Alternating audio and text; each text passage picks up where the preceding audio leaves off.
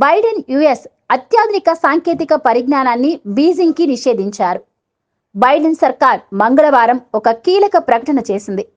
NVDA ఇతరులు రూపొందించిన modern ఏఐకి చెందిన చిప్పుల సరఫరాను చైనాకు నిలిపివేయాలని నిర్ణయం తీసుకుంది. కారణం, చైనా ఈ చిప్పుల ద్వారా సైన్యాన్ని బలోపేతం చేస్తుంది అని.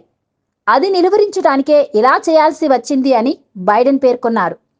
30 రోజులలో ఈ నియామకాలు అమల్లోకి వస్తాయని, ఒక్క చైనాకే కాకుండా ఇరాన్, రష్యాతో పాటు ఇంకొన్ని దేశాల కట్టడికి ఈ అధునాతన చిప్ మేకింగ్ డివైజ్లను పరిమితం చేయనున్నట్టు వెల్లడించారు.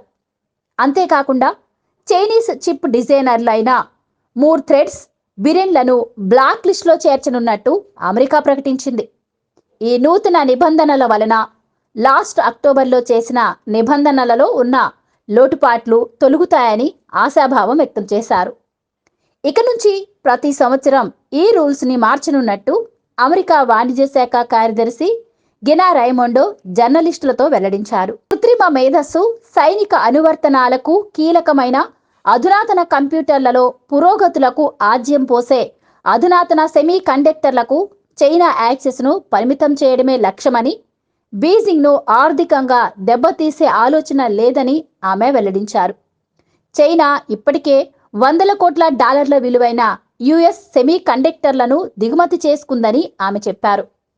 అయితే బైడెన్ తీసుకున్న ఈ నిర్ణయాన్ని చైనా తీవ్రంగా తప్పుపట్టింది. కొత్త ఆంక్షలను దృఢంగా వ్యతిరేకిస్తున్నట్లు చైనా రాయబార కార్యాలయ ప్రతినిధి తెలిపారు. ఏకపక్షంగా ఇలా నిర్ణయాలు తీసుకోవడం, బలవంతంగా నిబంధనలు విధించడం రాజకీయ ఎజెండా అని, ఇంటర్నేషనల్ మార్కెట్ ఆర్థిక వ్యవస్థ సూత్రాలను ఇది ఉల్లంఘించటమే అని, అంతర్జాతీయంగా ఉన్న ఆర్థిక పోటీని ఇది అణగదొక్కుతుందని ట్రేడ్ పండితుల వాదన. బీజింగ్ మిలిటరీని ఆధునీకరించటంలో యుఎస్ టెక్నాలజీ పోషిస్తున్న పాత్రపై ఆందోళనలు పెరుగుతున్నప్పటికీ చైనాలోకి చిప్ మేకింగ్ డివైజ్ల ఉధృతిని కంట్రోల్ చేయడానికి బైడెన్ గవర్నమెంట్ కష్టపడుతుందని, అందుకే ఇలాంటి నిర్ణయాలు తీసుకుంటుందని విమర్శిస్తున్నారు. రాయిటర్స్ జూన్లో ఇచ్చిన నివేదిక ప్రకారం ముందు ఉన్న నిబంధనల ద్వారా ఇప్పుడు నిషేధం విధించాలని అనుకున్న చాలా ఏఐ చిప్లను చైనా షెంజన్లోని సెల్లార్ నుంచి కొనుగోలు చేయొచ్చు. George town university centre for security and emerging technology June 2022 నివేదికలో 2020లో 8 నెలల వ్యవధిలో చైనీస్ మిలిటరీ టెండర్ల ద్వారా సేకరించిన 97 వ్యక్తిగత ఏఐ చిప్లలో దాదాపు అన్ని ఎన్విడియా, జిలింగ్స్, ఇంటెల్ మొదలైనవి ఐఎన్టీసీ మైక్రోసెమీచే రూపొందించబడ్డాయి. బైడెన్ మంగళవారం ప్రకటించిన నిబంధనల ప్రకారం ఏఐ సామర్థ్యాలను, సూపర్ కంప్యూటింగ్ అధునాతన చిప్పుల సహాయంతో సైనిక నిర్ణయం తీసుకోవడం, ప్రణాళిక చేయటం, లాజిస్టిక్స్ యొక్క వేగాన్ని, ఖచ్చితత్వాన్ని మెరుగుపరుస్తాయి. బైడెన్ నిబంధనలు ప్రకటించిన తర్వాత ఒక యాడ్లో US AI chip designer Nvidia ఇది నిబంధనలకు అనుగుణంగా ఉందని, భవిష్యత్తులో మెరుగైన ఫలితాల కోసం ఇలాంటి అక్రమాలను ఆశించడం లేదని అన్నారు. గత సంవత్సరం కూడా నిబంధనలను విధించినప్పటికీ ఎన్విడియా వ్యాపారం పెరిగింది. ఎందుకంటే చైనా చిప్పుల కంటే ఇవే ఎక్కువ ప్రత్యామ్నాయంగా మెరుగ్గా ఉన్నాయి. ఈ సంస్థ ప్రస్తుతం ప్రపంచవ్యాప్తంగా సప్లై చేస్తుంది. సరఫరా కంటే డిమాండ్ ఎక్కువగా ఉన్నందున దాదాపు ప్రతి చిప్ను విక్రయిస్తుంది.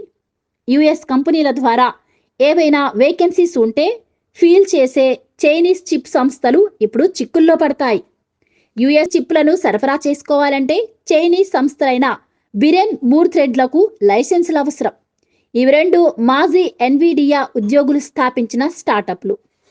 యుఎస్ ఏఐ చిప్పు దిగ్గజంతో పోటీ పడాలని లక్ష్యంగా పెట్టుకున్నాయి.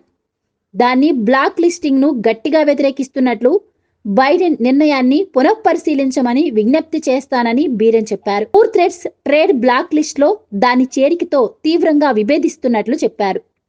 యుఎస్ ఆయుధ ఆంక్షలకు లోబడి ఉన్న 40 కంటే ఎక్కువ అదనపు దేశాలకు అధునాతన చిప్పుల ఎగుమతుల కోసం లైసెన్సింగ్ అవసరాలను కూడా విస్తరించాయి.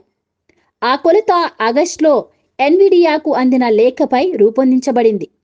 దాని A100 మరియు H100 చిప్పుల షిప్మెంట్లను చైనా దాటి మిడిల్ ఈస్ట్లోని కొన్ని దేశాలతో సహా ఇతర ప్రాంతాలకు పరిమితం చేస్తున్నట్టు వివరించింది.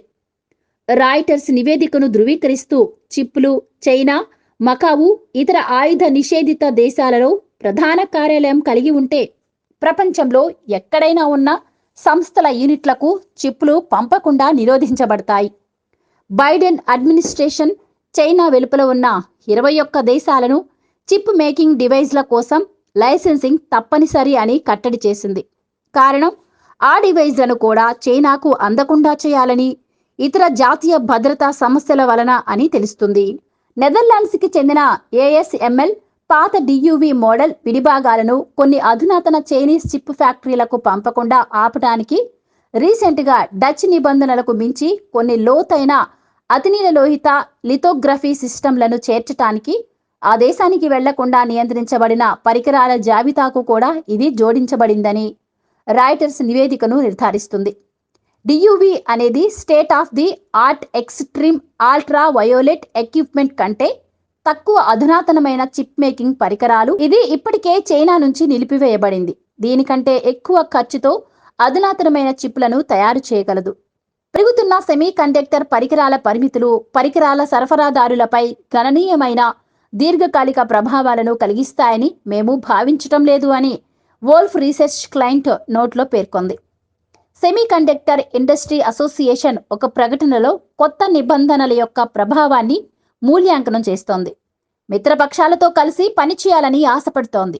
మితిమీరిన విస్తృత ఏకపక్ష నియంత్రణలు జాతీయ భద్రతను అభివృద్ధి చేయకుండా US సెమీ కండక్టర్ పర్యావరణ వ్యవస్థకు హాని కలిగించే ప్రమాదం ఉంది అని సమూహం తెలిపింది.